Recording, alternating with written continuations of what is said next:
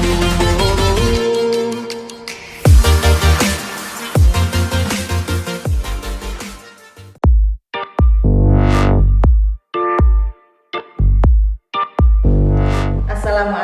warahmatullahi wabarakatuh. Bagaimana kabarnya anak-anakku semua? Alhamdulillah, kita belajar lagi dengan Ustazah Faiza. Kali ini kita belajar bahasa Indonesia, materi tentang pantun, yaitu membuat pantun dan membacanya.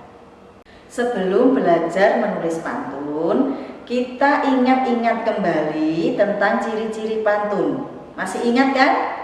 Ya, mari kita ingat kembali ciri-ciri pantun, yaitu yang pertama, satu bait terdiri dari 4 baris atau lari. Satu baris terdiri dari 8 sampai 12 suku kata. Baris pertama dan kedua disebut sampiran. Baris ketiga dan keempat disebut isi. Sampiran dan isi merupakan inti yang tak terpisah. Pantun itu bersajak atau berima AB-AB. Yang terakhir, pantun merupakan sebuah karya sastra yang bersifat anonim atau tidak diketahui pengarangnya. Lah, dalam membuat pantun, kita harus memperhatikan ciri-ciri tersebut ya, ciri-ciri yang tadi Ustazah sampaikan. Setelah kita ingat ciri-ciri pantun tadi, yuk sekarang kita mempelajari langkah-langkah membuat pantun. Yang pertama, tentukan tema dari pantun yang akan kita buat. Misalnya, hemat energi. Jadi kita beracuan dari tema yang kita buat. Yang kedua, tentukan isi yang ingin kamu sampaikan melalui pantunmu. Jadi yang kita kerjakan adalah baris yang ketiga dan keempat terlebih dahulu. Misalnya, tadi kan temanya tentang hemat energi. Nah, kita ingin membuat pantun yang bertema hemat energi. Kita ingin mengajak orang lain untuk berhemat energi. Bisa kita tulis, mari kita hemat energi agar bumi tetap terjaga. Di baris berapa tadi? Di baris ketiga dan keempat. Langkah yang ketiga, ya sekarang langkah yang ketiga, perhatikan akhir dari kata-kata pada isi pantun yang telah kamu buat tadi. Dari baris yang ketiga, ya tadi ada akhir kata gi. Baris yang keempat ada akhir kata ga. Nah, sekarang kita membuat sampiran menggunakan acuan dari kata gi dan kata ga di akhir baris ke-3 dan 4. Jadi nanti baris ke-1 akhir katanya gi dan baris kedua akhir katanya ga. Nah, misalnya kita membuat pergi malam pulang pagi. Membuat orang menduga-duga. Nah, untuk 2 kalimat ini kita gunakan sampiran. Sekarang langkah yang keempat, ya, atau langkah yang terakhir.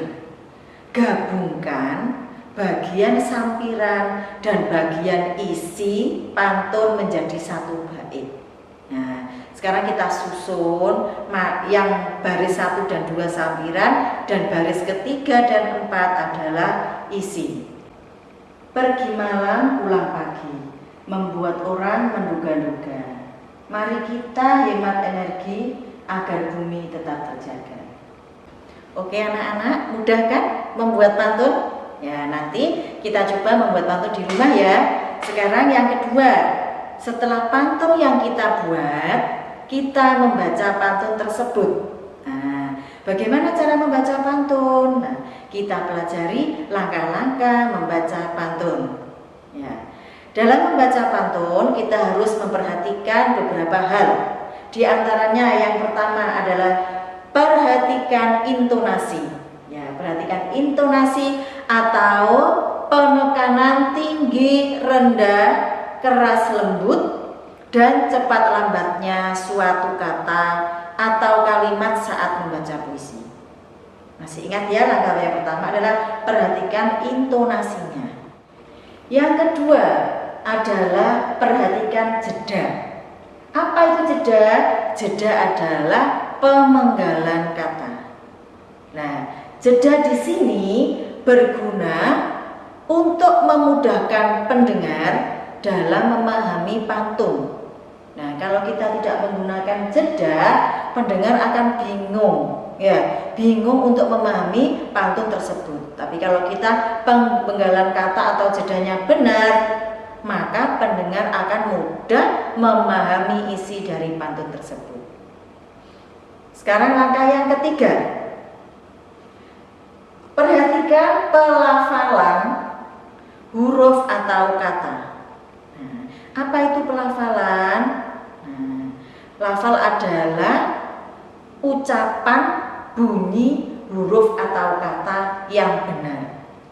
Pelafalan kata saat membaca setiap kata dalam pantun perlu diperhatikan agar tidak menimbulkan makna yang berbeda.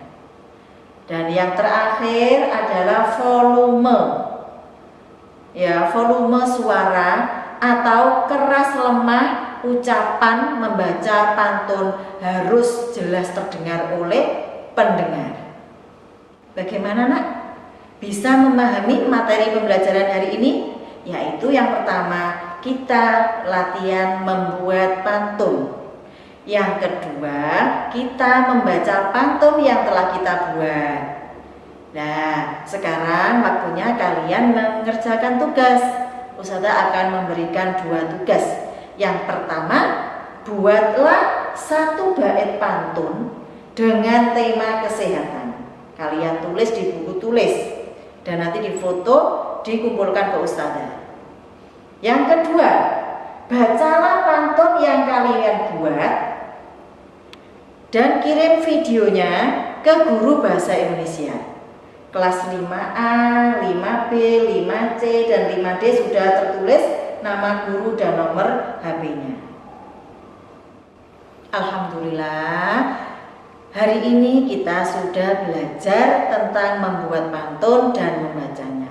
Semoga pembelajaran kali ini bermanfaat, dan bila ada salah kata dari Ustazah mohon maaf yang sebesar-besarnya. Ustazah akhiri, Assalamualaikum warahmatullahi wabarakatuh.